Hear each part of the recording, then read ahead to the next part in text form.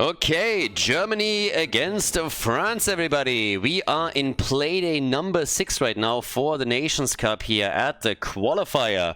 And over on the left side, we got the Germans with Hazorps on Sylvanas. We got Dino and Lucio, Nick on Anubarak, Gavlo subbing in today, him playing Hogger, and Ultralisk on Sergeant Hammer. On the right side of the map, the Frenchies, we got Dequaza with Dehaka, Panda Colada is playing Hanzo, Nagrom on Diablo, and Banana H is playing Tracer for the Surrender Monkeys. And we got Yazu, last but not least, on Rhaegar. So, let's go! Nations Cup, of course, the big finale in Berlin is going to take place at the Experian. Pretty fantastic venue, honestly. Really, really nice, and also good for an audience. They are in the heart of Berlin at the Alexanderplatz, and there's a couple of links in the description if you're watching this on YouTube, which you should definitely check out and have a look. It's a fantastic venue, and maybe we're even going to do a few more events there in the future. That would at least be the dream. But before, let's deal with the Nations Cup, and damn, the old man goes down first. Hanzo eliminated Sylvanas first blood, but they're taking Hanzo apart as well, as Ultralisk comes in through and absolutely murders the man with the hipster beard. So, Hanzo from sipping lattes to hitting with arrows. He's basically the Hawkeye of the Storm, which I don't know if that's a compliment or an insult, honestly, considering how Hawkeye gets pretty much just like beaten around in every single Avengers movie. But either way, he's there, right? He's keeping up with all those gods and demigods, and he's a mere mortal. So with that in mind, you gotta give the guy some credit. But again, we are already on camp number 1, so down to the bottom right, a little bit of an invade. Dino on the support role is kind of funny, I gotta say. So a couple of role swaps have taken place here. And yeah, maybe support is not quite his forte.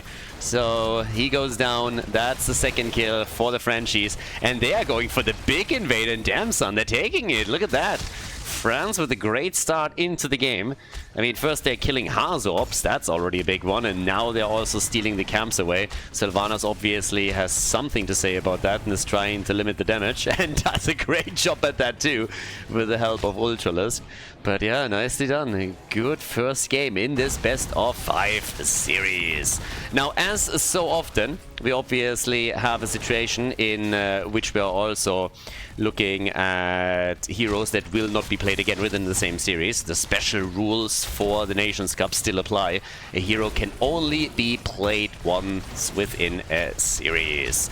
By the way, guys, while we are going through the game here, there's also one thing I want to point out real quickly. For once, nothing, not directly connected to the Nations Cup, but for the month, we actually have a new sponsor as well, which is Holzkern.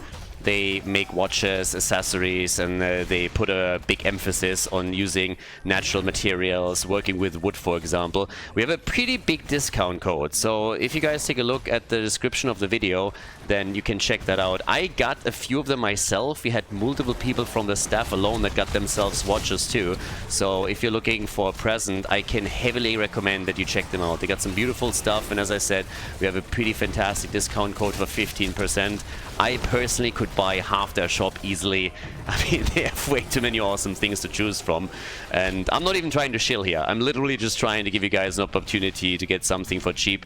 Because normally when we get sponsorships like this, or deals like this, we don't get discount codes that are this heavy. And by the way, this is not an affiliate link, so if you get something from the shop, it doesn't directly benefit me or anything. I'm not getting a part of the sales or something along those lines. But again, if you're looking for something, you want to check them out, just have a look at the link in the description, and they have some amazing stuff. But again, back to the game here. We actually have a lead for the French team once again. Triple altar phase is up, and the Germans, they have to retreat for now. So we got 2 kills to 1 for the French team. And with the help of Dehaka, who can easily just rotate from the top down to the bottom of the map, they created a numbers advantage that now helped them to get the second or the third altar, depending on how you look at it. So, nicely done. Pretty much honestly what you would expect when you're having Dehaka on your team. You just have so much flexibility around the first objective that this is oftentimes inevitable. Whereas Banana H is making a move for Dino over here. Gavlo also subbing in today, as already pointed out a bit earlier today, is now moving in. Gets licked though, and ooh, that is not looking good for Hogger. Hogger is down, and well, that is kill number 3 for the French. It's generally speaking a very good map for the Germans. They like to play here. There's a lot of towers, there's a lot of walls, and stuff that the Germans like and enjoy.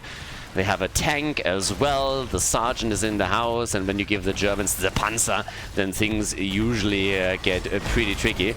But as is, the French are the ones marching forward here. They find themselves in little known territory, a little bit outside of the comfort zone. Usually they like walking backwards and retreating, but apparently in this game they've changed their MO, and now they're beasting the Germans here. I mean, first Nubarak goes down, Dino finds himself on the wrong side of the map, so he's gonna fall as well, at least eventually. Nearly got Hanzo there, but there's just no place to escape, and that is the end of Dino. 5 kills to 1, and the French with some really dope plays. I like it. When it comes to the builds, we don't have regenerated Biosteel on level 4 for Ultralisk on Sergeant Hammer. Goes more into the traditional build with the siege tactics on level 4 and not quite in what Nick has showcased several times in the past. But with now level 9, a slightly leading experience and an opportunity to grab 2 additional altars, the French are making some moves here. So Panna Colada getting hit again and forced backwards, but it doesn't change the fact that in just a few seconds we're gonna get level 10 abilities for the team in red, and they should be able to then make their move for those 2 altars. Always assuming that they're not losing any heroes before they hit level 10, but they're currently playing it cool, calm and collected. Maybe Hazorps can sneak something here. Panna Colada, does he get the interrupt? And the answer is yes, he does. Nice, well done by him. So the French should dominate both of them. They got heroic abilities now, and Germany just wasn't able to catch up just yet. But they're still trying to hold their own here, so they haven't really given up on this yet. But they need to be very careful. If you go up against level 10, then you know you might be in trouble. And already, oh no, he flipped him out of the arrow. Nagrom finds himself on the receiving end of an ass kicking as all of this happens, and all of a sudden the Germans are not only back to business, they're taking it, they're turning it, they're flipping it completely. Are you kidding me? That's insane. They had half a level that they needed to bridge, and they didn't even lose a single one of the altars. They're getting both of them. Damn. Hazu with the channel at the bot lane. 2 altars go over to the German team, and the Frenchies, at least for now, in a bit of a pickle. Behind experience. They lost some ground on the objective and are now behind, and the blue team has also used that chance that they had to push for some of those walls and try to put damage onto those bell towers themselves. Now, that hasn't really happened just yet, outside of the top lane, where we have Hoga slowly moving back, but still a very good effort, which now forces the French to try and take control back. So they are going for the initiative. They're moving in, trying for the channel here. And yep, there we go. 3 kills, 2-5. We got another camp about to be taken. Red team invaded the pumpkin camp, stole it away. It was actually the 2nd time in a row that they were able to make that happen. And here it continues. Another channel, topside. Dihaka against Hoga. And he still needs to catch the experience on this one. Oh, the BFG and Diablo. He barely survives, but he does. Isolation hitting Hazorp. Sylvana's on the run, and she gets away. No way. Oh my god. Hanzo jumping after her and trying to get the kill, but couldn't. Very well done by the old man. He hinted at the beginning of the game a little bit, but now it's looking way, way better. Leading experience is still there. Not really. I mean, they're pretty much tied, right? Tied in experience, more or less. And now it's just time to try and get one of those bell towers converted. Get a little bit more momentum in. This is exactly what they're going to be looking for. So yeah, as it is, we now have down to the bottom of the map a pretty fierce battle between the 2 teams, where it's again the French that make a play with, of course, Dehaka, as he came in and gets the lick on Ultralisk. So yep, off we go. Another couple of shots are being fired here, putting them down to 28 points. And the fight continues with Dino still playing it out on Lucio. So 28-28 on the core. The French are not giving up on this one. Germany was eking ahead a bit after that double kill that they got around the last objective phase, but now we have the French just fighting back as best they can. Both teams on level 13. Hoga pushing the middle by now, whereas Dehaka outpushes the top, has taken damage at the top bell tower. I mean, this bad boy is down to 50% HP. So if you can convert one over, that might just be it. So we now have... We haven't had a kill in a bit. Banana H on Tracers, continuously trying to find angles to threaten Hogger at the top, but also any kind of damage dealer that he can get his hands on.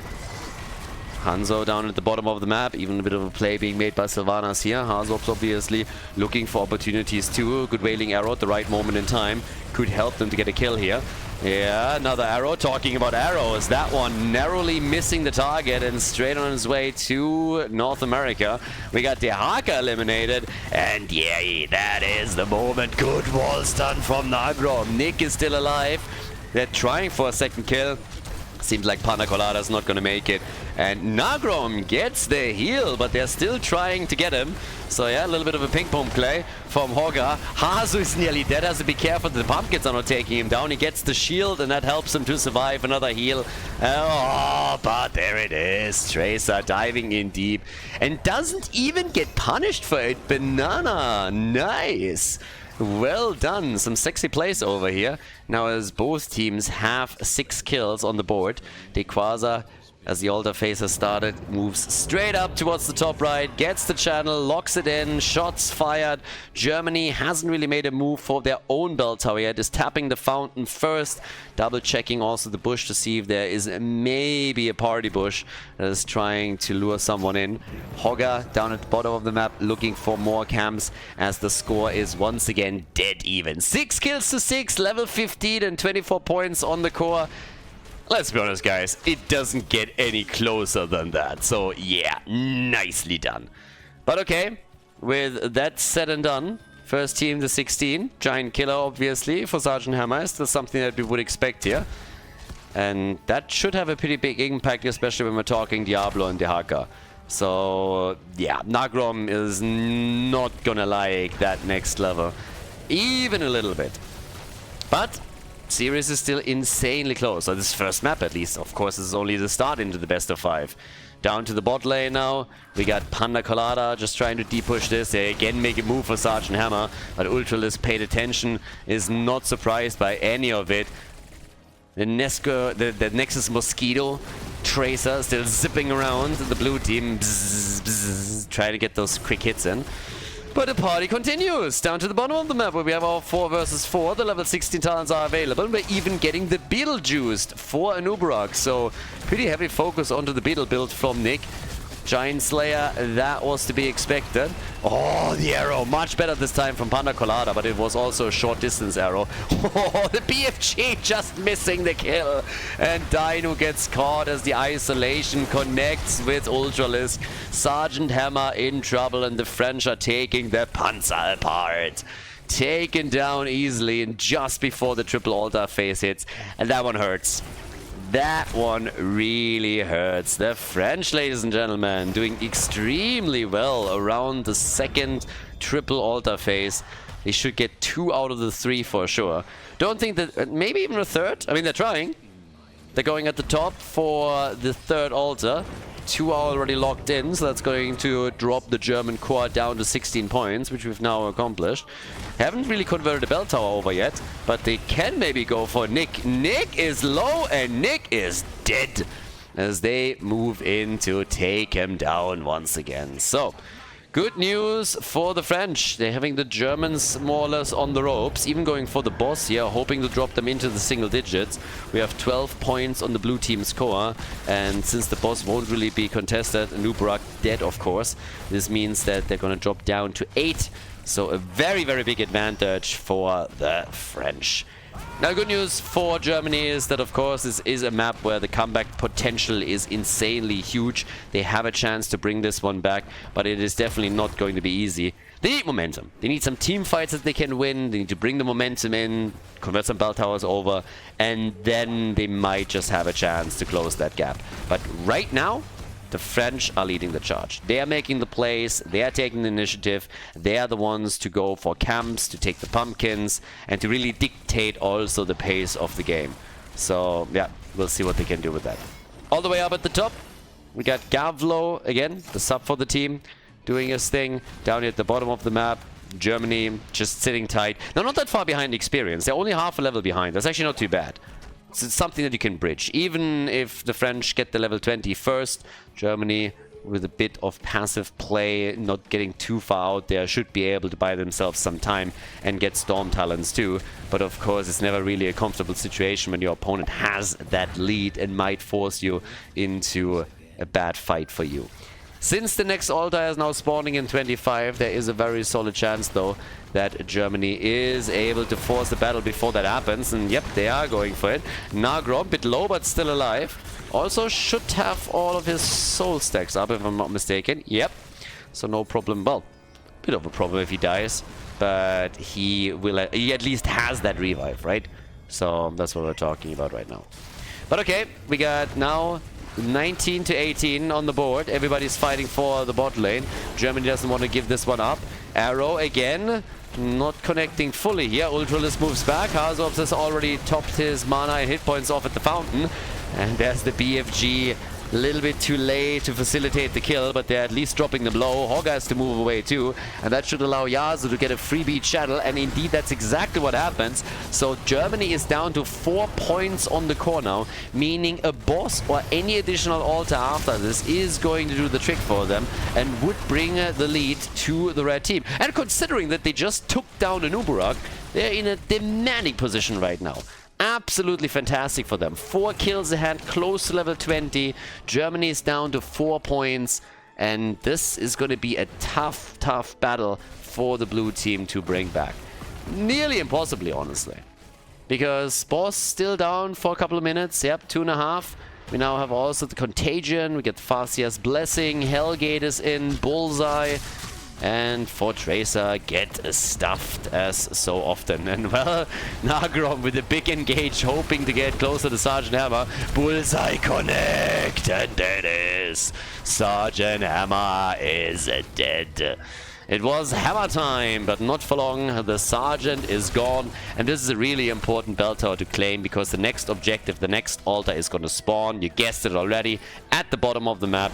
If you get that particular bell tower, it simply means that your opponent has a really shitty time trying to connect with it. They have to move through the middle. They can't go to the left or right, just dodge back into the safety of a bell tower to assist them. So this is really, really rough for the Germans.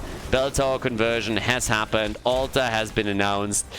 Yeah, Germany is on their last leg here. The flip out of the arrow once again, so the coordination is really not perfect for the French, but it's enough to take the Germans down in game number 1, because this looks like they won't be able to recover. They're down to 3 points on the core as we speak. The altar is live. Yasuo is going for the channel as soon as he can. Hogga is coming in to interrupt him, but of course he has to really commit to this. So he's diving in deep, and the inevitable happens. He dies, gets punished for just going ham and looking for the interrupt. And now that the Nubarak is also gone, you can of course guess how this one's going to end.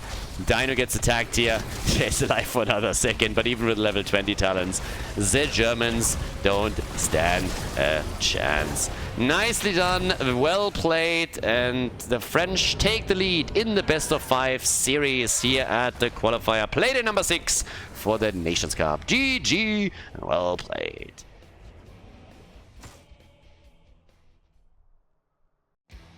Before we head into game number 2, make sure that you subscribe to the channel if you haven't done it yet, so you don't miss out on any future content here on Khaldor TV.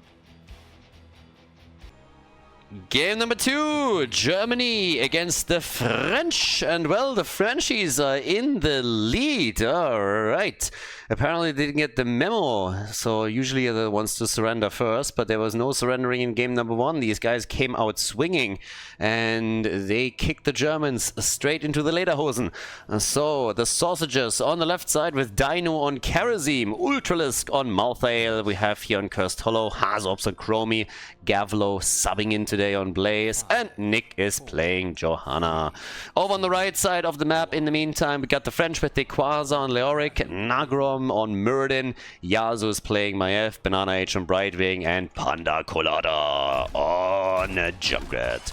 Also, quick note, some people might be wondering, hey, why the hell do we not have the draft here? What's happening, Khaldor? Are you dropping the ball? And pretty easily explained. So the weekend that these games took place, I literally got hit by a car while cycling. The guy is currently being charged with attempted manslaughter because he literally tried to kill me. I'm not making this up or exaggerating, but yeah, intentionally rode into me, which was a little bit bonkers. So I skipped the rest of the weekend and didn't commentate, and therefore I'm now catching up on those games, meaning I cast them from replays. Replays don't save draft information, unfortunately. Blizzard, small indie company. So yeah, today without drafts, but for all the boys on YouTube and also the ones that haven't seen it yet on Twitch, here's more games, the final games more or less from the qualifiers, the final weekend. But okay, so all the way up at the top, we currently got our 1 versus 1 established with Lori going up against Gavlo's Blaze. We have some camps taken. Look at that. Nagro, that cheeky little bastard, is immediately moving in here and saying like, I'm gonna have a look at that. I like it. The French in game number 1 were already incredibly aggressive, and now they're doing the same thing again. This time it doesn't quite work out because the blue team is rotating heroes in very quickly to deal with it. Dino is also playing a much more aggressive support now in game number 2. If he already has to role swap over into a support, then I like to see him on a support that can have more of an impact on the offense, and that's definitely true for Karazim, so good for him. Another Stormbolt, another hit. Johanna straight in the face as both teams with a bruiser camp move into the middle of the map. Alright. Yeah, everybody trying to go to Berlin here, of course, for the big finale. And, well, both teams with level 4 talents kicking in. And there we go, throwing shade. Yeah, the Germans are very good at throwing shade. They are really, really practiced at it. And up at the top, nobody throws shade like Ultralisk. Coming in again, pushing Dequaza back, who's just chill on his Ice Giant. Leo, obviously, tons of fun as usual. Siege Giants down at the bottom of the map. They were promised a baguette or two for fighting for the French, and well, they love bread. So, yeah, that was a pretty easy one. They're cheap. You don't have to bribe them with gold or anything. A baguette or two, that's all that they really want. A little bit of food, maybe a banana every now and then, and these boys are happy. And here we go. Dino with a tether. And the kill. Talk about happy. A little bit of life advice right here. Do you know what the secret to happiness is, guys? Low expectations. Absolutely. I actually had that from a TED Talk at one point. It wasn't really the main topic of the TED Talk, but that was one of the lines that the guy dropped. He made it pretty funny, and it was a very enjoyable one. And I gotta admit that there's really something to it. Just think about all the movies that you watched, and whenever you went to the cinema and there was a movie where like, oh my god, this is the best movie ever, you usually came out and was like, nah, well, it was okay, maybe not the best ever, but alright. And if you had low expectations, you know, then a lot of stuff is still pretty damn good. So yeah, the secret to happiness. Low expectations. And yeah, the more content you are with small things, the happier you are when you're getting positively surprised. That's just what it is. But either way, we have not only another kill on Chromie that we saw a second ago, but we also have the first objective now up on the map. And at that point, it's the big question of who gets number 1. And it seems like the Frenchies are doing a good job on this one. Get interrupted again for just a second from Blaze, but Banana gets it just before Dino connects. And Dino might have just entered. Gets already hit hard by MIF with the tether. They're going for the chase. Yes, Mirrodin was low and nearly died there. Was 100 hit points for a moment. But the 4-man of Germany had to retreat. To the top at least, they have Ultralisk. He can do a bit of damage. And with the Dragon's Breath build that we have for Chromie, we now also see them with the Temporal Loop here at level 8. So something that they can use to try and make a bit of a move. But yeah. Well, Malthael with a Massacre over here on level 7. And I'm pretty sure we're going to see a Massacre or two in this game as well, especially when it comes to boss fights later on. But tribute number 2 is spawning, and it's a pretty good position for the French. Nagrom, with his boys down at the bottom of the map, going for the tower, trying to take that one out. Gavlo just sitting in the bushes, enjoying the view apparently. And Dino has taken another camp. A little bit tired on his cloud here. But okay, so going full Genki Dama. And it's time for the next tribute. I am not so sure what Germany can do here. This is a tricky one for them to take. A very good position for the French. Alright, so everybody moving in again. Are we gonna get another hit right there? Yep, we do. Storm bolts are connecting today for Nagrom. He does a great job with those. One stun after another, always keeping the opponent at bay at least a little bit. Brightwing still globaling it out down at the bottom of the map. Comes in, bam, there's the Poli. And Ultralisk is in trouble as the Angel of Death turns into the Angel of Dead. Or does he? Hello, team? Really? There we go. Brightwing is down. The Fruit Fly eliminated. The channel has happened as the Panda Colada. Well, that's a 7-sided strike. Congratulations to the level 10. He even gets a kill, but he still dies. My F is down, though. So I gotta say, this is actually not too bad. 6 hit points. What? The Germans, how are turning this around? This is insane. They turn the fight around and the battle. 6 hit points on Junkrat. Brightwing is now coming in to help out. And they're trying to go for Gavlo here. The tribute still not taken. And this is, by the way, crazy because we are on the second tribute.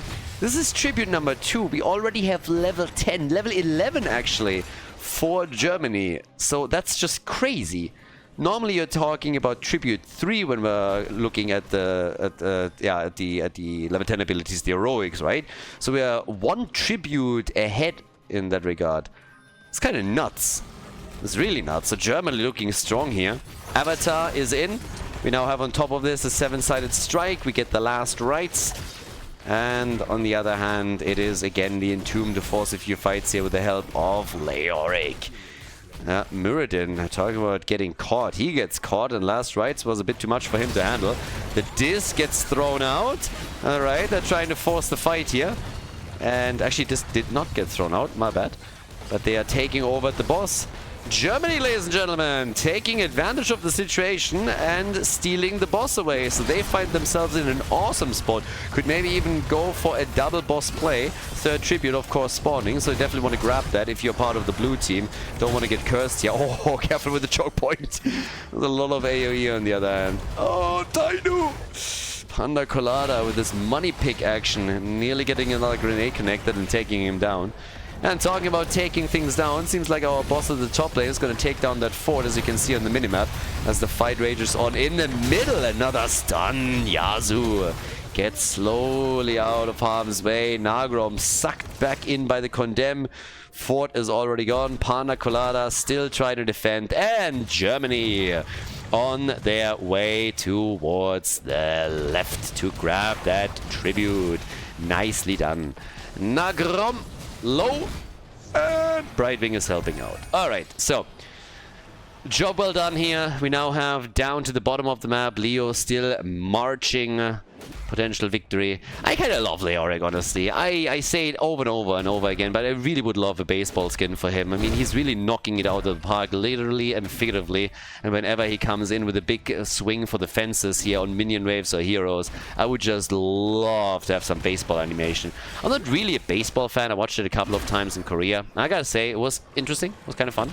But I would love for him to have a few more skins. Obviously, he has some great ones already. The Ice Giant is awesome. The General is fantastic. But an MLB skin would really be great.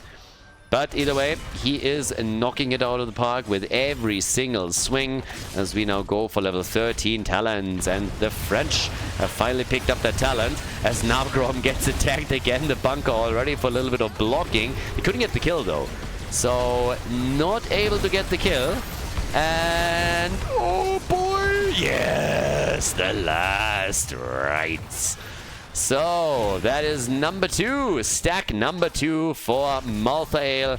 At the top, another tribute is spawning. Only 1 fort has been destroyed, but there could be a second one to follow, since we have at the bottom of the map the French trying to pay Germany back in kind. Brightwing is down, channel at the top, so it's going to be 2 tributes to 2. AKA, we're fighting for the curse, ladies and gentlemen. But there it is. 8 kills, 2-5, and up at the top we already have the place made for Siege Giants again. It's all about camps right now, right? You want to get the mercenary camps, you want to make a couple of plays here, try and push the lanes, trying to create some focus points for the opponent, waste the time on while you are making the next move. And that's what Germany is now doing at the bottom of the map, going for the boss. The rotation is just a little bit too late for the French to have any impact on it. And to add insult to injury, not only do they arrive late, but they also lose Brightwing again. So Trashwing destroyed once more, and there we have the next last right stack for Malthael. Now he falls, don't get me wrong, but this is the third stack for him, so the cooldown reduction is really starting to kick in on this one. Top side, Siege Giants, one is still, not alive anymore. Sidewall is already opened up though, and the boss is at the bottom of the map, doing some work too. 7-sided, and bye-bye Leoric. Leoric doesn't die. He just activates his trait. He gets value, right? So yeah, trait value is there. But he's getting a little bit too much value right now. And it seems like Muradin is also not going to make it. Yeah, kind of sad. There wasn't cooldown already. So, hashtag unfortunate. But okay, with that, we have level 16 talents in their hands, and that gives us, of course, the cleansing touch. That's big, and they got also the tribute. So we are talking about a boss at the bottom of the map during the curse, and they can go for a keep here. They should be able to get that fort in the middle of the map without any effort whatsoever, since the minions are already starting to take the gate down. But the more they can do down here, I mean, the better. There's already an attempt to make the play here, and Leo has to ghost out. He's way too low. Big jump, and the play for my F. Junkrat trying to facilitate a couple of kill opportunities, but instead he's just endangering the rest of the team. Last right's not good enough to get a kill, but still good enough to force Yasu back. There's the disc. Ultralisk may be in trouble, but the fort in the middle falls, and the keep at the bottom is going to do the same thing. The French are in real trouble here. It's not only the fact that they don't have level 16, but they're cursed. They are already on the back foot. They had a 4 versus 5 for most of this, and now the keep at the top is taking damage. In the middle of the map, there's even more happening, and the German team is just retreating, taking these walls down, limiting vision, can grab a few camps. Enough damage done here at the bottom already, so this one is going to go below 50%, as about as good as it gets. So yeah, nicely done. This is a very, very strong position for Germany to be in. 14 kills to 6. Game number 1 definitely didn't go according to their plan. The French, they took the lead and they kept it. They really took control of this game, but now they're looking way, way better. Blue team hasn't won this one yet, though. We still have 2 tributes to the French, so that's big. If they can get the next one and get a curse, then maybe they are able to fight back and gain some map control. But it also hinges on the fights that we're seeing here. And this one gets spicy as Nagrom is nearly falling, gets, well, scratched nearly, gets zipped in and is getting blown to pieces. And the same is also true for Junkrat, who gets junked by Chromie. Leo trying to get away here. Banana H, Trashwing, dead again. I mean, they're all dying here. They're looking for counter kills and they just can't get them. So now just the question, what exactly is Germany doing? Seems like they're trying to go for the top keep first, playing it super safe. Not even going for core directly. Looking at the keep, and they're just saying, you know what, guys, this one is so low, let's take the keep first. Even if we cannot finish off the core right away, that is giving us so much wiggle room here as we're trying to win game number 2, that it's nearly impossible for the French to take it back, and that's what they're doing here. 18 kills to 6. Nicely done. Seems like this is going to be the end of the road of the French in game number 2. Cursed Hollow goes to the Germans as they tie their best of 5 here and played in number 6 of the Nations Cup qualifier. GG.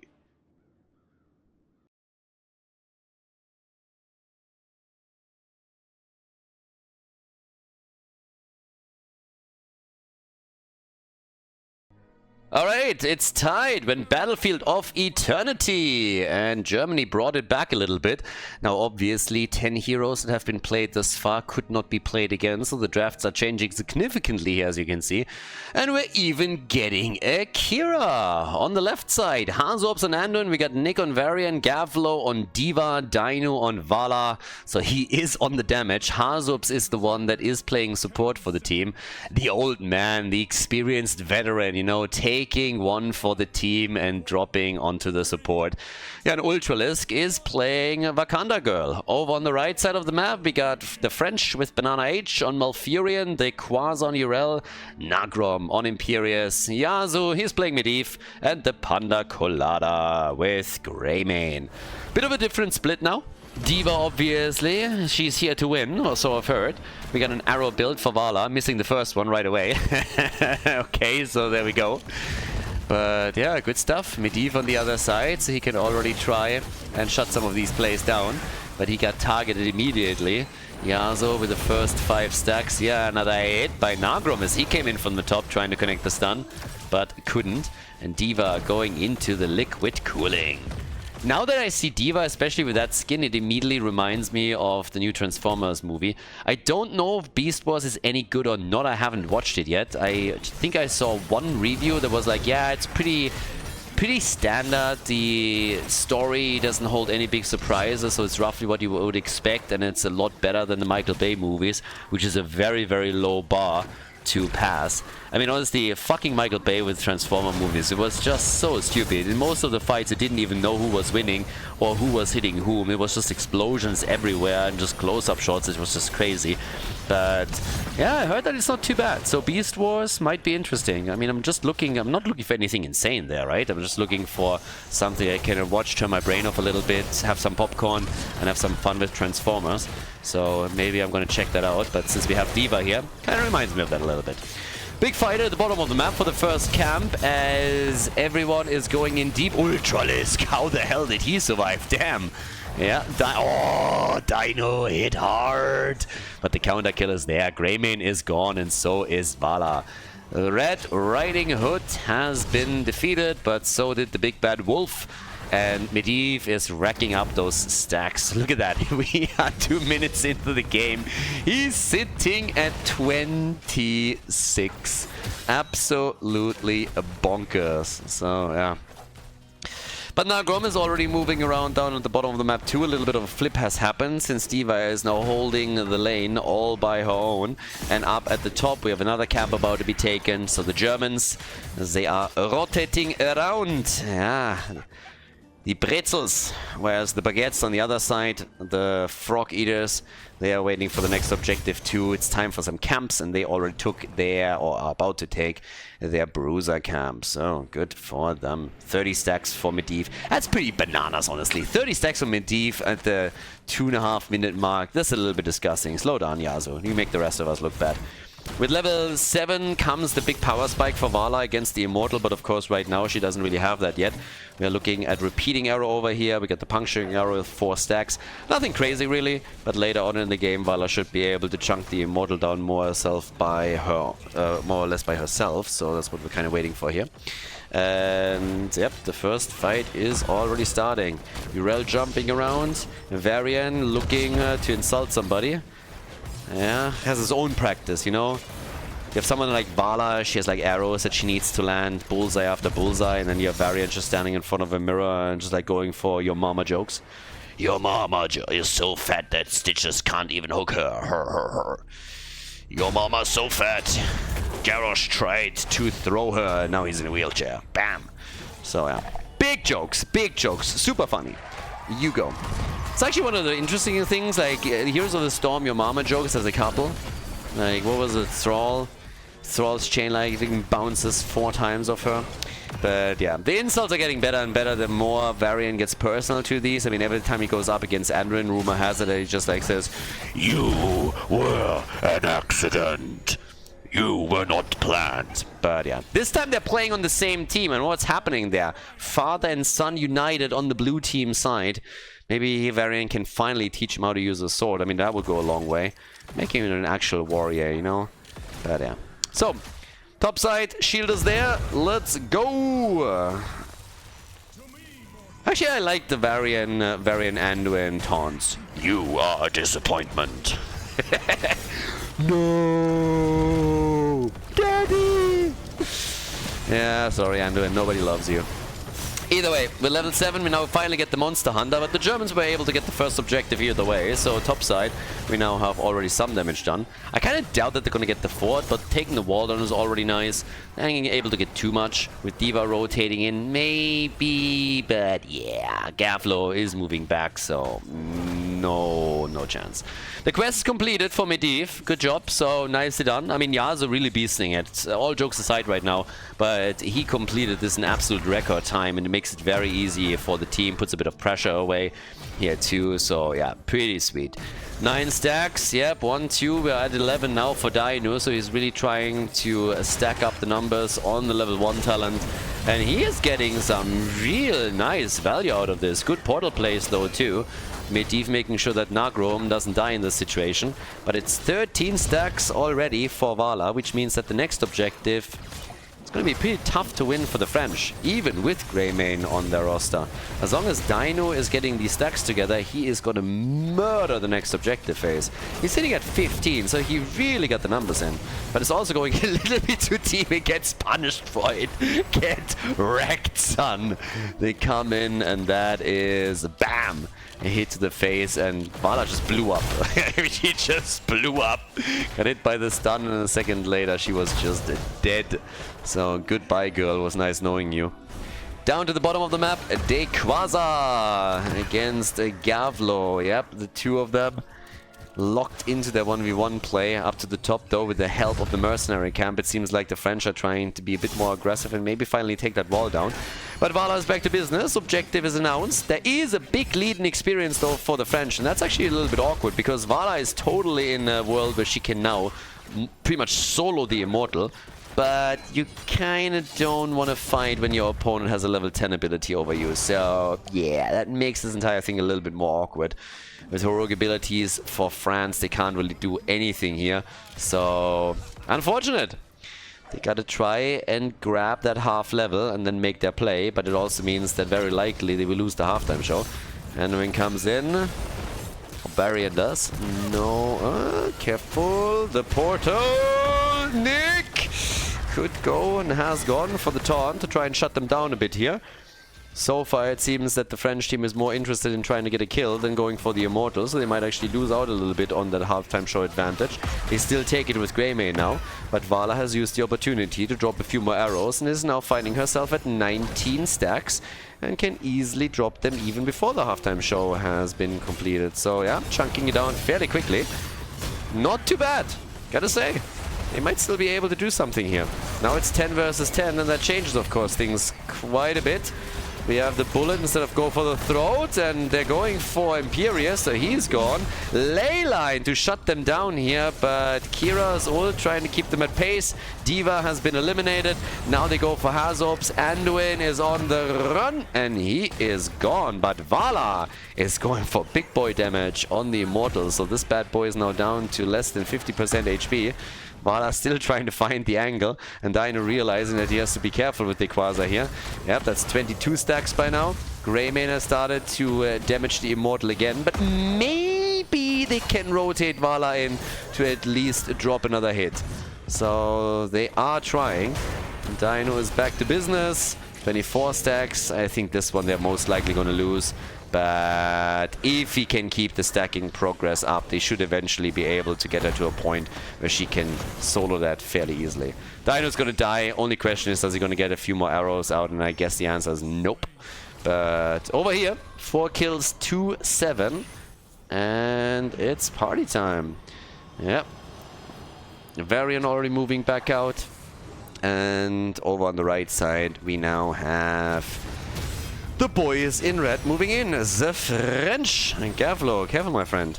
The Space Goat. Alright, so we got Urel moving in and they get the kill. Kira has been dropped. Greymane murdering her where she stands. Kira is actually always a little bit of a weird pick to me. I know that a couple of the German players really like to use her every now and then. Ultralisk obviously one of them. But she always feels like she's a little bit on the weird side and never really has the impact that they're looking for. There's another kill against D.Va, that hurts too. So now they are up against 5 with only 3 players on the defense. Thankfully Kira has respawned and can help them a bit. Vala was, of course, the important one, since she can still take the Immortal down fairly quickly. She's sitting at 29,000 damage too, matching what Medivh, as the top damage dealer for France, is bringing to the table now. Taking another quick look at the stacks, we are 27. I'm telling you, Vala is going to murder this. Once the next Immortal is up, if they can create some space for her, she is going to take this one quickly. 28 is not shabby, and she's going to get more. Dino is looking for a good angle the entire time, so he will drop the damage on the Immortal with Monster Hunter, and even on Heroes with the initial one. Kira with the whip, whee! Just sitting there and going for the big whirl around. I like it. He looks so happy when she does that. A little bit like Asmodan when he rides on the carpet, just flies around. So yeah, it's kind of fun. But Kira is looking for another opportunity to just go for a bit of a swing. Whee! Swing, swing, swing. Making herself a bit unpredictable and trying to get that damage in. But the French are on the hunt. The French want damage. Damage. The French want some kills. And they have the level 13 advantage. So yeah, that's what they're currently looking for here. Down to the bottom of the map, still our 1v1, and just look at Vala. 32 stacks now, next Immortal going to be announced soon, TM. Don't think that the French can go to level 16 with this. And then it is more or less just a question of what can Germany do. Yeah, go for the Lederhosen. But you need to make sure that you're not dying. That's bad timing to lose a hero. Oh, and it's Medivh that falls. You're talking about Vala. Look at her. That is a bad and naughty girl right there. Malfurion is dead too. A double kill for Germany. Make it a triple, baby. They're looking for a quad kill since they're chasing Nagrom. But that is big boy plays right there. Immortal spawning in 2, and Germany is looking at a 5 versus 2 on the map. Vala immediately on this one, and she is chunking it. Big damage right here. Job well done. And I mean, again, she is speeding it. There's an absolute speed run here by her. Greymane not on the map for another 10 seconds. And as is, they can maybe even go for a Urel kill. The Quasar should be fine here. And he is. He just jumps back out. Germany deep pushing the bot lane. And now they can go straight. Vala actually needs a little bit of mana. Okay, so they're playing this fairly slow. They're not trying to rush anything. They're giving Dino an opportunity to get his mana pool back up and go straight for the camp. There's still a leading experience for the French. They're level ahead and they're closer to level 16, so the blue team has to be a bit careful. They can't be too greedy on this one. If they play this out too slow, then it's going to end up with a talent advantage for the French. So, yeah, gotta be a little bit careful with this. 7 kills to 9, and well, Germany better make a bit of a play here, unless they're comfortable going up against the talent with against an opponent with the talent advantage, which I definitely wouldn't be. So, yeah. Greymane depushing the bot lane, and the French have an opportunity to take this after all. They're gonna lock in level 16 any second now, and that's gonna get bonkers. The Germans, ladies and gentlemen. Yeah, looks like they are going for it here, for the defense. The French with the aggression, for a very good reason, but apparently they bit off a little more than they can chew. As Imperius falls, stun into... no stun. She gets the ult out. There's the ley line. They're still trying to isolate a target or two, especially Kira here at the side, but also Varian up at the front as he comes in again, in this case for Urel. Tranquility has been used by Malfurion as they're getting pushed back once again. Portal plays are made by Yasu on Medivh. Vala with one hit after another. The arrows are everywhere and the stacks are coming together nicely for them, but they still got to retreat since level 16 is just such a big advantage now for the French. It is crazy. So, good stuff. But what can Vala actually do here? Can they get her to the Immortal? Another ley line. Damn, son. Calm down. Ley line after lane down. That cooldown reduction is doing work for Medivh. Looking good. But now Urel might be the one that pays the price. She doesn't have the ult any longer. That big cooldown has been burned earlier today. She is the only one on the red team that hasn't died yet. 0 deaths for her. And pretty much the same thing also from Varian. But nobody has taken control over the Immortal yet. We have 16 versus 16, finally. And Urel actually has to go topside to make sure that the 4 doesn't fall to a mere minion wave. with the Manticore taken and the Pullout King with the Glyph of Faith. I mean, honestly, they need to rename that talent. That talent needs to be called Pullout King. 100%. I mean, again, if you get the second charge there, that's just what it is. They can argue that point all they want, but we all know what it really is. Anduin, he's really good at that. He's really good at pulling out. Other people, of course. 42, know what you think. 42 stacks for Vala. Manticore is there too. Another hit, and the French are pushing forward. I know, it's weird for me to say as well, but it's happening. It is really happening. So, 8 kills to 10. France, another portal play. Could happen here. Could go for it. Haven't done it yet. Oh, yes. Make the move and try and take that Immortal down. Vala's now sitting at 44. But boy, oh boy, the fights are in big. Ult from Greymane too. Space created by D.Va. Ultralisk missing the connect as he comes in with Kira from the side. But the fight is on, and Dino is getting real damage out. Where is damage numbers at? He's at 63,000. He's on par with Greymane. I mean, those arrows are really doing a number now on heroes on the French side, but Varian is the one that falls. Another ley line. Yasuo is getting one ult out after another. It is ridiculous. And now they're chasing once again. Vala is dead, and the French take another Immortal. I gotta say, I'm a little bit impressed. Personally, I would have liked for Germany to be more aggressive early around the Immortal, but once that both teams were on level 16 and it was an even talent fight, the French have done a fantastic job here. They are losing Medivh though. Now they've won the objective. They lose Medivh, and even Nagrom, he's insanely low. He's at 50% HP. Ultralisk is missing his ult, but this could still be a kill.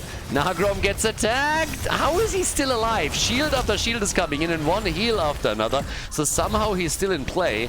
They're trying to turn it, but they can't. But he makes it. Nagrom is alive and kicking, and yeah, it's kind of crazy. 74,000 damage now for Greymane. He's top damage in the game. Vala has been a bit outpaced since she died earlier.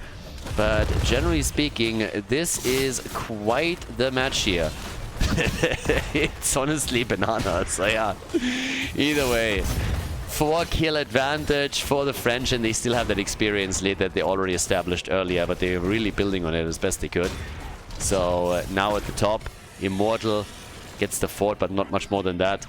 Noteworthy to point out here that, of course, the fort on the side of Germany, sorry, not Germany, the forts on the side of France are both still standing. So yeah, that is pretty big. They have both of them still. Another fight already breaking out, and this time it might just turn against the French. They're already super low here, and Yasuo dies again, but Anduin has also fallen. It's a 4 versus 4, one team without support, which is always tricky when you're fighting a prolonged battle, since you just don't have the sustain numbers. They got the damage though. Dyna gets hit again, needs to stay away from Panda Colada, who's beasting it on Greymane. No pun intended. I mean, he is doing real work on the numbers here with his hero. Vala stacks well into the late game and has now overtaken him in damage again, but the pressure that Greymane has brought out throughout this entire map is incredible. Vala with another big hit! Oh, and Imperious with the double kill! Holy hell!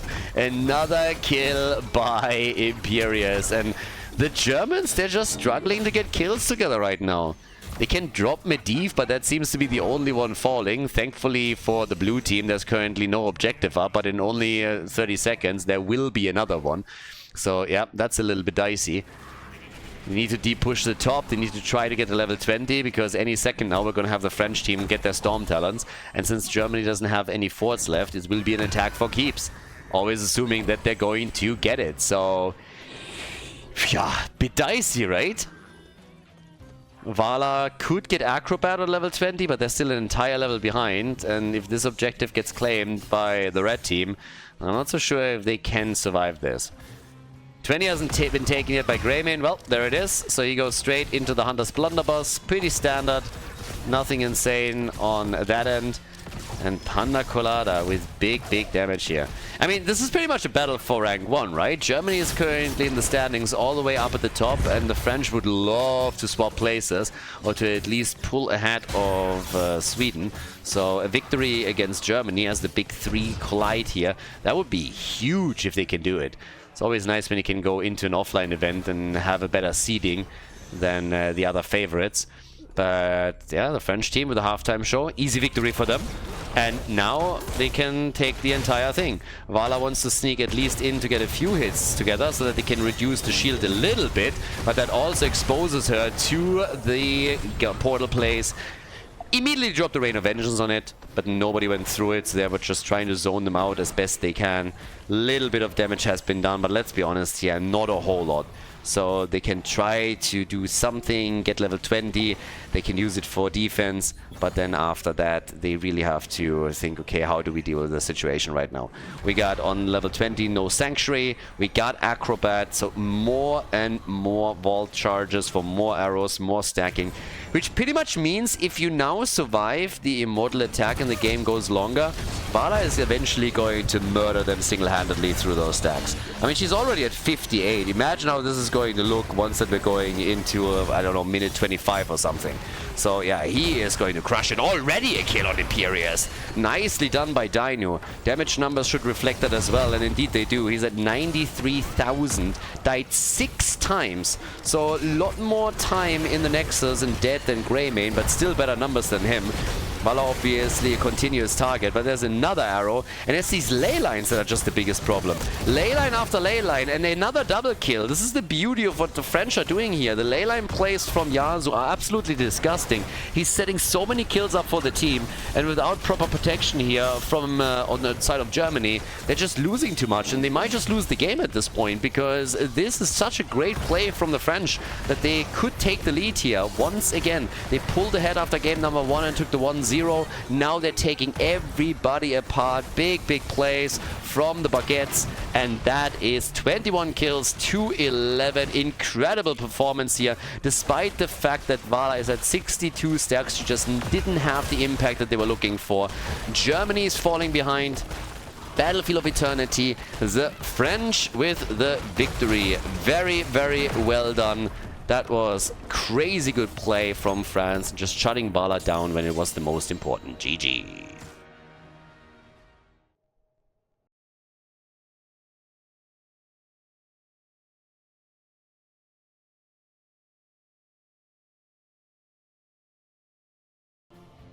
Game number 4. Once again, the Frenchies pulled ahead. We got a highlight here for real. I mean, game number 4 already. 30 heroes unavailable, and we are going to Braxis Holdout.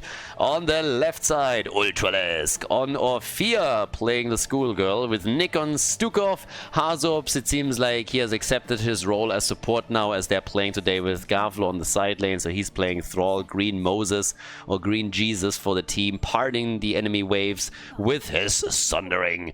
And we get Dino on Artanis. On the right side of the map, the French with Dequaz on Arthurs, Yaz on Zarya, Banana H is playing Oriel, we got Nagrom on Mal'Ganis, and Cassia is played by the Panda Colada. Stacking. Stacks on Cassia. And we get the Trolling Thunder. For Thrall. Nagrom nearly dying here to a pretty good swap from Dino. It's actually kind of disgusting how good Dino's at swapping. I'm still at a point where I'm a little bit on the fence on Artanis, but I have to admit that there are a couple of players that are able to get halfway decent value out of him. Still, he gets played mostly in the context of tournaments that have Meta Madness rules, so when none of them are banned out, then he usually doesn't really make an appearance in games where the two teams are playing on the same level. Games where you are heaps and bounds ahead of your opponent and you're already 2-0 and then go for a little bit of a wonky comp don't really count there. But yeah, Dino has some incredible swaps. It's honestly a pleasure watching him on the hero. But okay, with that now we go for our bot lane. Zarya is of course a huge factor here too. If you have Zarya and you can just dominate together with her in a 4-man, that's always great. Let's not forget that their side laner is Arthur's.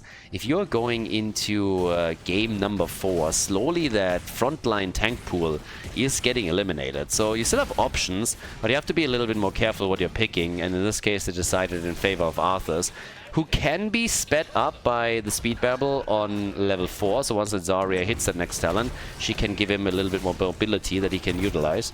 But just generally speaking, I'm personally curious to see how Arthur's is going to do in the long run. If he can be that pillar of the red team, or how they're going to play this there.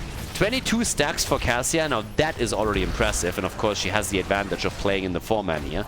But still, that's pretty good. So that is going to lead to huge damage. But look at these swaps. We need that stun. But not even without it. Mal'Ganis is gone. Mal'Ganis eliminated. So he's down. That's first blood. The Germans with a little bit more efficiency here in game number 4. Obviously, this is match point number 1 for the Frenchies. So if they are taking this, then, well, that would be the first major loss for Germany in this round robin with the final A team. Second stage of the European qualifier. Level 4 talent, we get the Feral Resilience for Thrall, and Cassia is already sitting at 27 stacks. Panda Colada has to be a bit careful over here, but yeah, Yasu also a bit close. Banana Age with Oriel, I mean, he's shown some incredible Oriel plays over the months and years, so yeah, curious how the late game is going to look for them on that end.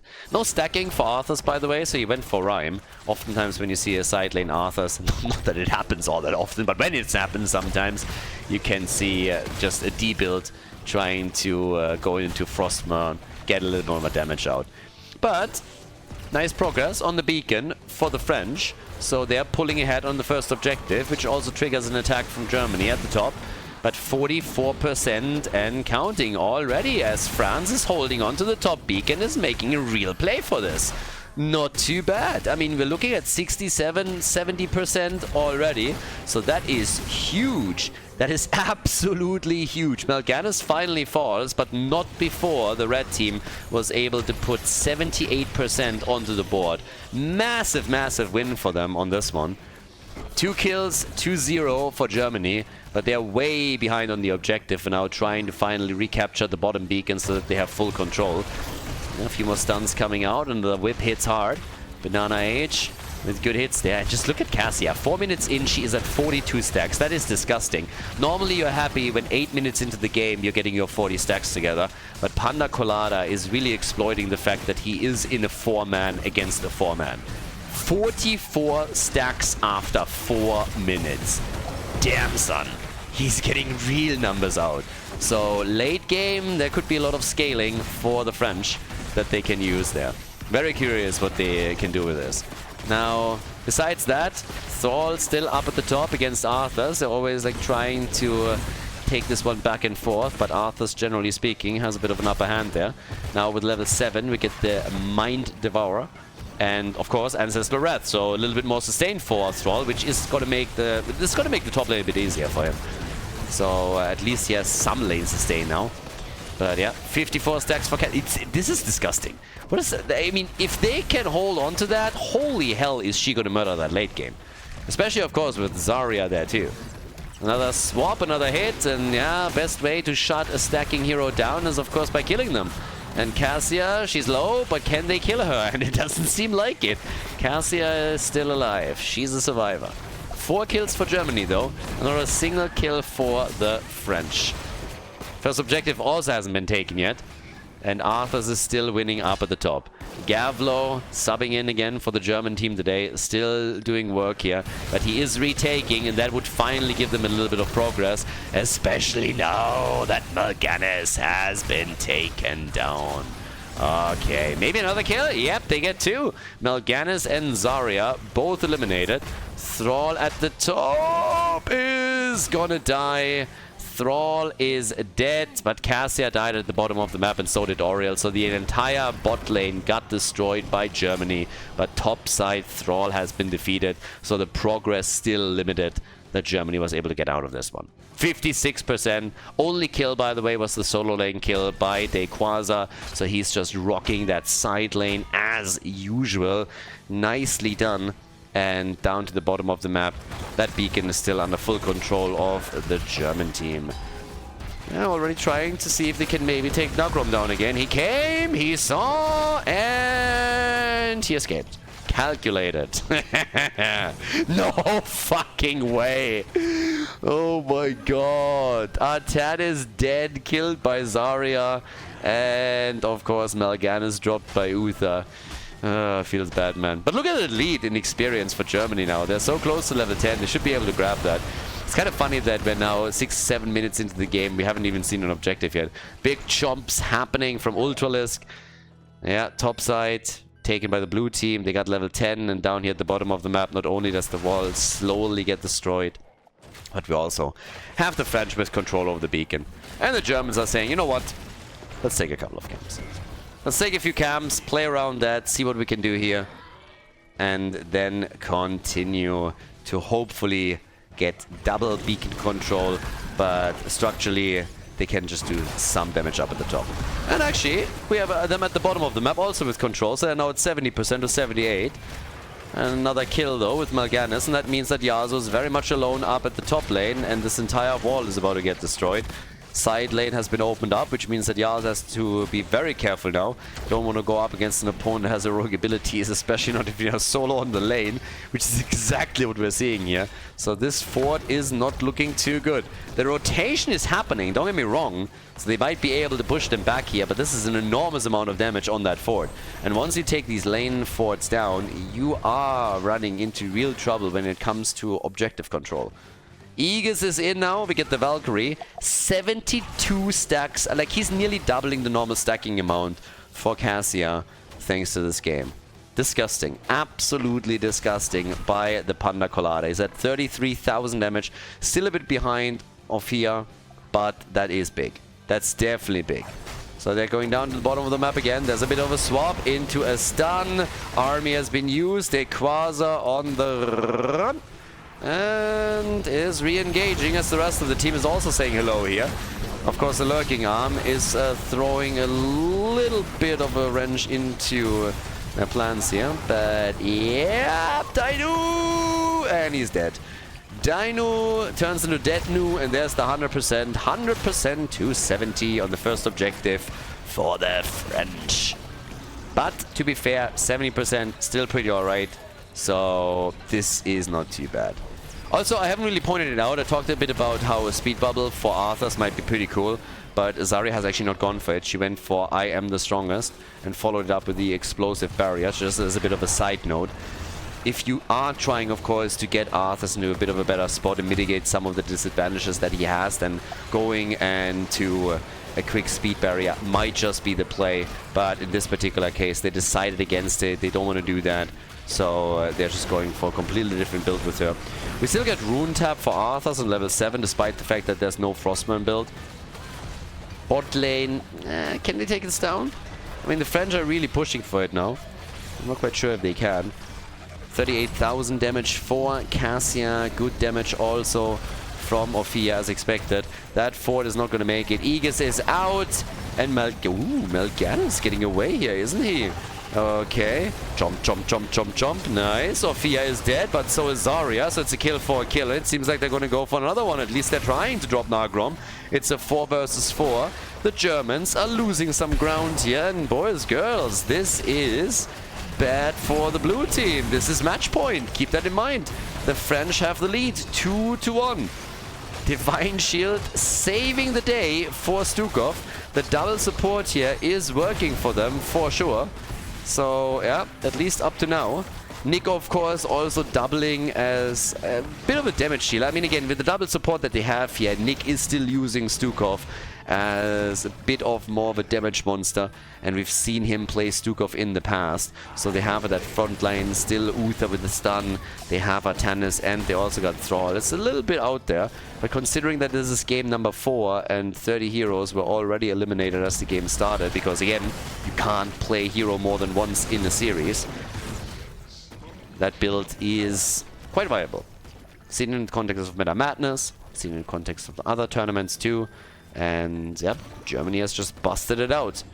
Whereas the boss gets taken, and they're wrapping around and trying to go for the win. They have a talent advantage too. Germany is smelling a big opportunity here. So, yep, they're tasting blood, smelling blood in the water. They're coming in, they're taking down Oriel, and that is the support gone and should lead to more kills. And a boss for Germany. Hazorps, trade activated, right? So he survived for a little bit longer than I expected, but eventually he was murdered and now he can get some heals out, but that is it. They stole the boss already and now they're pushing the bot lane. The intent clearly trying to split the forces of the French team a little bit, and they now have to decide how they want to play this one out. It's not going to be made any easier by the fact that there is a double beacon now active that Germany can take. So there's a big camp push at the top, there's a boss push down at the bottom of the map. Beacons are being taken now too. So what looked like a huge advantage for the French is all of a sudden getting a little bit more tricky. And with huge advantage, I do not necessarily mean kills, because of course there's a massive gap here, 15-5. But the map control that France had after the last objective and taking some of these forts down was kind of nice. Germany at this point though, they are pulling ahead on so many fronts here. Nice ult from Artanis, alright. Divine Shield is also out. A bit of chompy by Orphea. But that fight isn't over yet. The French are risking quite a lot here. They want to make sure that they're getting lots of value out of this. But if they can't hold on to it, then we're going to end up with another big objective for Germany. And also a decent amount of damage at the top keep wall at least.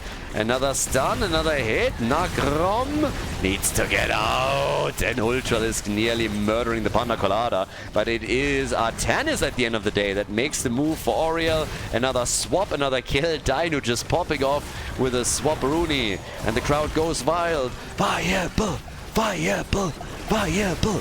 Artanis comes in, they take down Mal'Ganis, they take down Zarya, and it is a master disaster for the French. 5-man team wipe as the red team gets absolutely crushed. The pings are happening. Big objective for the top lane. Some damage has already been done here, and this is not looking good for the Baguettes. They're in massive trouble. They gotta wait another 10 seconds, 14 seconds until Arthas is back. That top keep should not survive. I mean, the Zerg wave isn't even here yet. This is 100% to 0, aka 18. You get a little bit of a mercy rule there. But now there's level 16 on the board, 2-level advantage, and they are going for the kills again. Uther dead, Aegis out, the heals are coming. Uther goes doing his thing, and that is the end of the top side keep. It might be the end of the game if they get more kills, and they're already working on them. They want the Quasar, can't quite get him here. Thrall gets attacked and focused, drops the Earthquake though, and that might turn it against them once more. But as the Quasar fights for his life and gets dropped, same as Oriel, as Nagrom runs away, the shield is already getting dropped, and this is of course a tie once again. Guys, we're going the distance. We're going game number 5 in this game. Awesome stuff. 25 kills to 6 as Germany takes it on Brexit holdout. GG.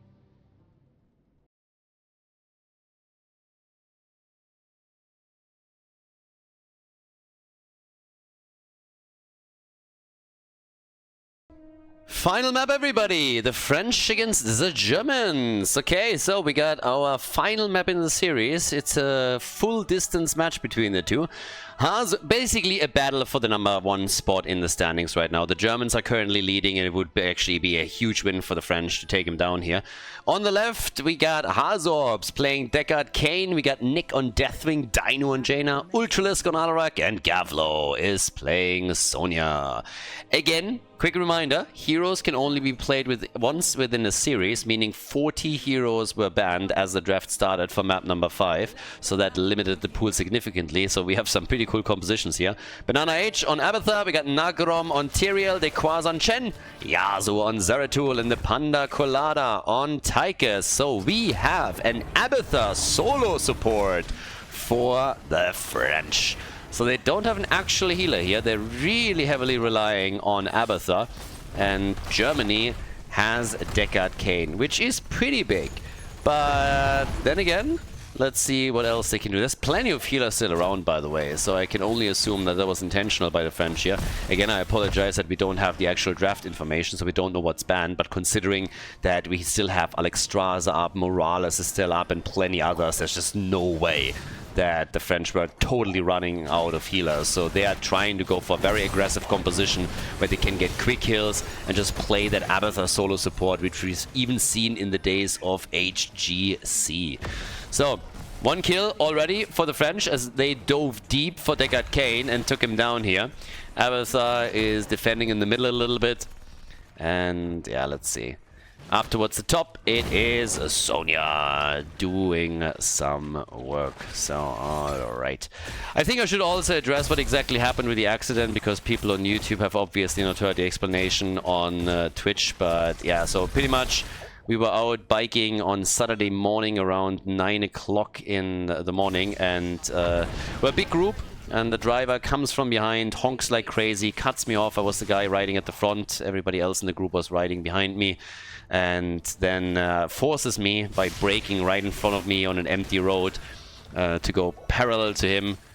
Looks at me, whips the wheel around, and intentionally rams me off the road at 40 kilometers per hour. I apparently flipped 3-4 times. That's at least what friends behind me told me. I obviously don't have the visual. My entire bike is totaled, so easy damages of like 5,000 euros roughly. And I somehow A, survive, B, don't have a single bone broken, just cuts, bruises, a couple of abrasions, as you can imagine. And it's not really fun, but could have been way, way worse. So that was the reason why I couldn't cast these games alive. Obviously, we got the driver's license of the guy. It was a full hit and run, so he continued driving immediately. The police has all the information. And yeah, they are going to charge him then eventually, and then we'll see what happens. At least I would love to have my bike back, or like a new bike, obviously, in this case, because mine's totaled. There's a little bit more to the story, and yeah, again, massive case of road rage. Guy had a big SUV, so we're not talking about a small VW Golf or anything like that either.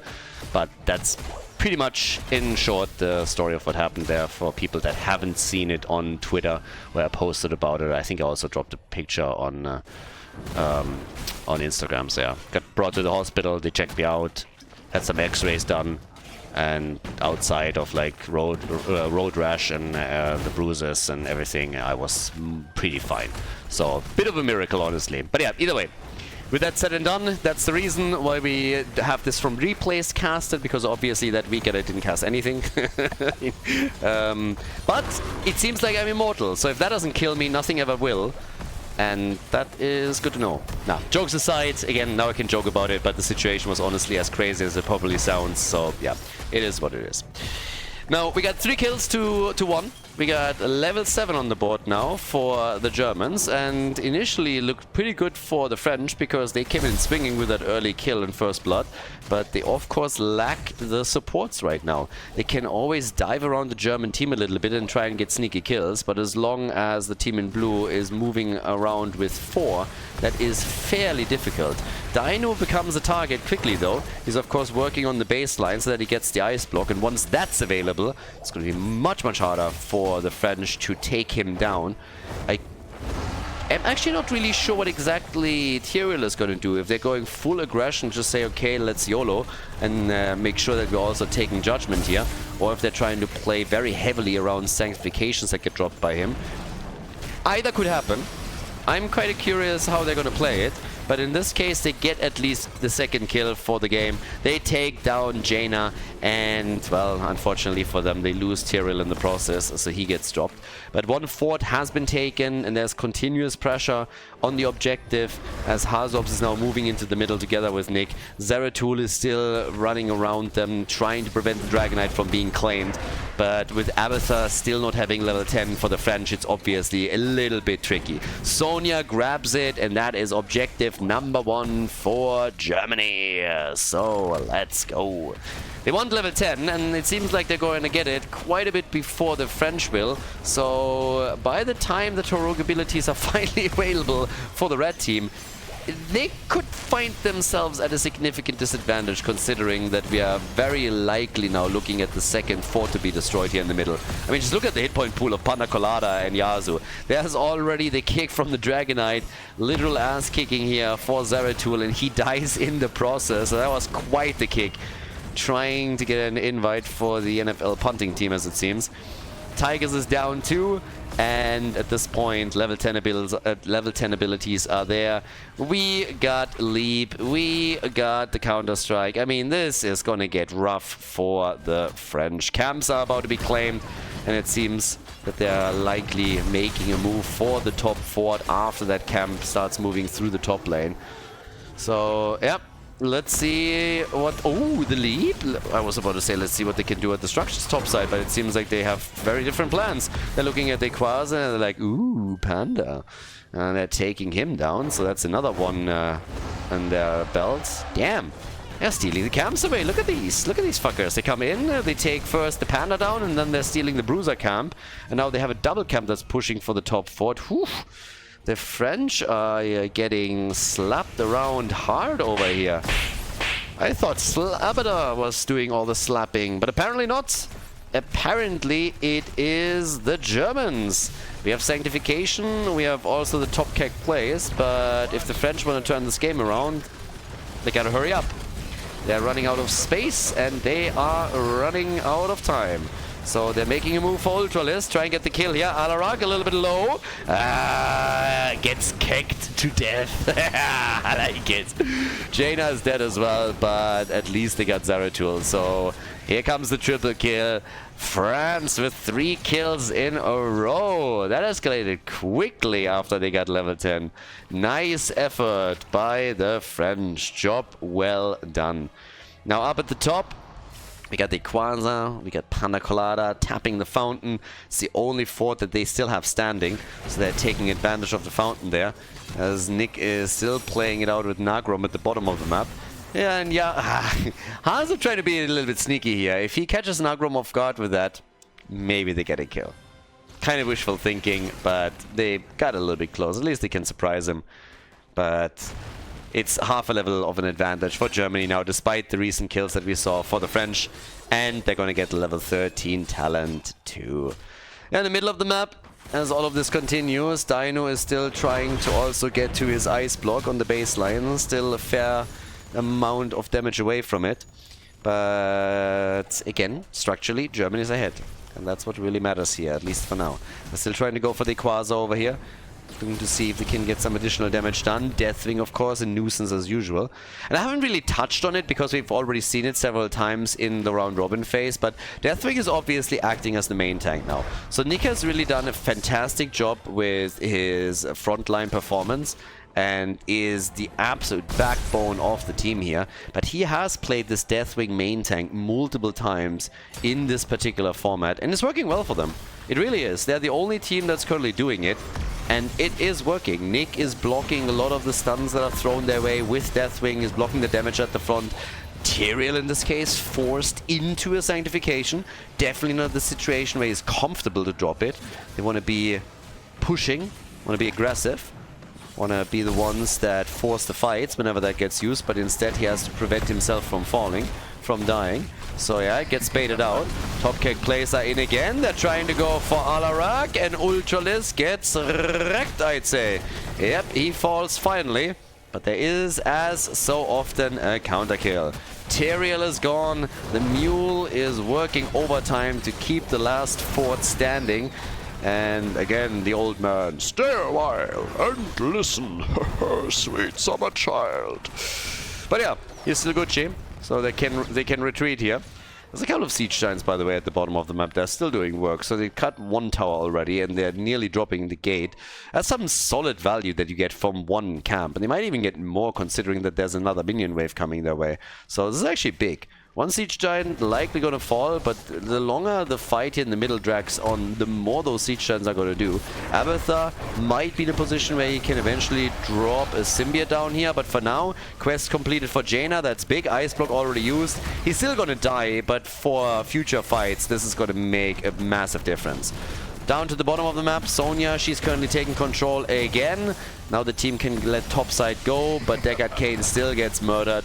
Yeah, no respect for the elderly. He got crushed. Alara gets dropped too. And with this composition that the French are playing, they got 9 kills to 9. As I said before, you have Abathar as your solo support, and he can do work in that role. He can. HGG has proven it. Now, Germany is trying, of course, to mitigate that a bit by just moving as a 4 or 5 man. It's much harder for the French to then get their sneaky kills. But they have a lot of damage potential and can be really aggressive with this composition. And it leads to a Dragonite. First objective for the French. Dragon versus Dragon. Deathwing against Dragonite. Looking good. So, another kick and hit. The bottom of the map is, as you could already see, the wall has completely fallen. Even the keep has taken a bit of damage. So good news for Germany. Still need level 16 here, as the Titan Grenade comes in and the sentenced to death. Whereas Abathar goes for the adrenaline boost, a little more of a speed, numbing blast, and the Horadric staff. Hit him with a stick, old man.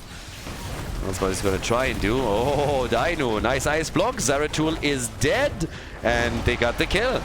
Tychus isn't here, so that was not the best fight for the French. They didn't really like this one too much.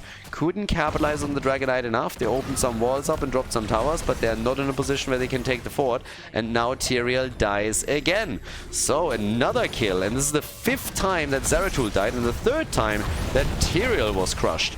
And they're not stopping there. They're looking for a triple, and they get the triple. Oh yeah, big hits. Germany taking the lead, 3 kills ahead, and in experience, the fort at the top is also getting attacked, and they are looking good. Down to the bottom, Dequaza, he's hoping to get more and more experience for the team, doing his best to make sure he keeps them close to the Germans. But they're losing ground, and they're losing a lot of ground. They lost every single fort in this game. That means they have no fountains left in the middle either that they can use to take control of these shrines or hold control once that they established it. Makes it a bit tricky, but it's all about the aggression now. They still have massive amounts of damage, of course, that they can use at any point when they're going for the attack. Drop that Sanctification, the copy of Abathar, but they are losing out on the macro game now, so it's a bit of a problem. You have Deathwing on the side of the Germans. Yes, Abathar is of course there too, so he can at least use Symbiotes, lose a couple of Toxic Nests as they're getting pushed back into their own base more and more. But there's a nice move, forcing the ult again. Good ice block too, but it might lead to still some trouble for Jaina. Oh, baby! The damage! Jaina down, but so is Tychus, and a few of the red team's heroes are insanely low. First Tyrael dies, and then Zeratul gets crushed. Now we're talking 15 kills to 10, and with a camp at the bottom of the map and the second one coming, it seems that Germany is going to drop the first keep of game number 5. The final map in the series. The Germans, they're undefeated in matches, and they're trying to continue the trend as Chen falls, only Abathar survives, and with 13 seconds for Tyrael, there's quite the gap here. So they are not stopping at the keep. They're trying to go for core, and for good reason. They have still 2 camps pushing for them, so there's no reason why it should stop. But if they go for it, they have to finish it, or Abathar is just going to mule it up. So the core is falling. Germany, they're pulling it off. It is a victory for the blue team. They make it happen, and they decide the series here on Playday number 6 in their favor. France defeated as Germany takes Dragonshire, a 3-2 victory in the best of 5.